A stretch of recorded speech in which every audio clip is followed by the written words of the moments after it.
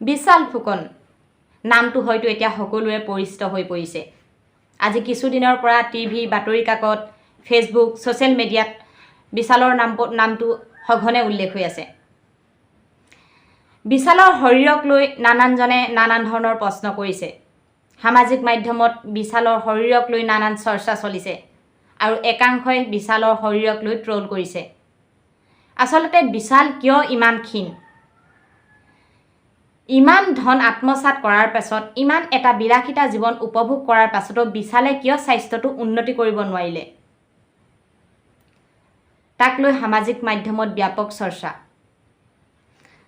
আপোনালোকৰ জানিবলৈ নিশ্চয় মন গৈছে বিশাল কিয় ইমান ক্ষীণ।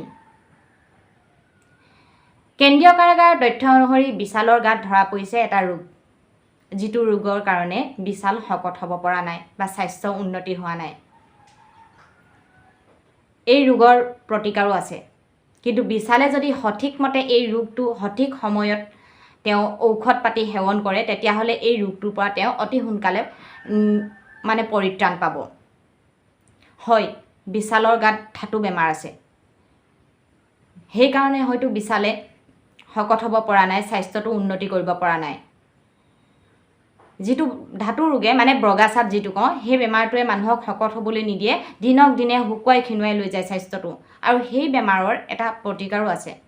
গাঁৱলীয়া ঔষধ খাব, বিশালে নিশ্চয় ভাল পাব।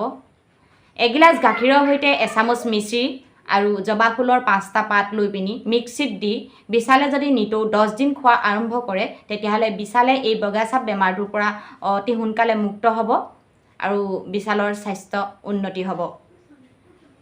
এইটো বিধান বিশালৰ বাবে আগবঢ়ালোঁ। যিসকলে এতিয়া সামাজিক মাধ্যমত বিশালৰ শৰীৰটোক লৈ পিনি ট্ৰল কৰি আছে বা সমালোচনা কৰি আছে, তেওঁলোকে কিন্তু এইটো বিধান কেতিয়াও দিব নোৱাৰিলেহেঁতেন, যিটো বিধান মই দিছোঁ বিশালৰ কাৰণে।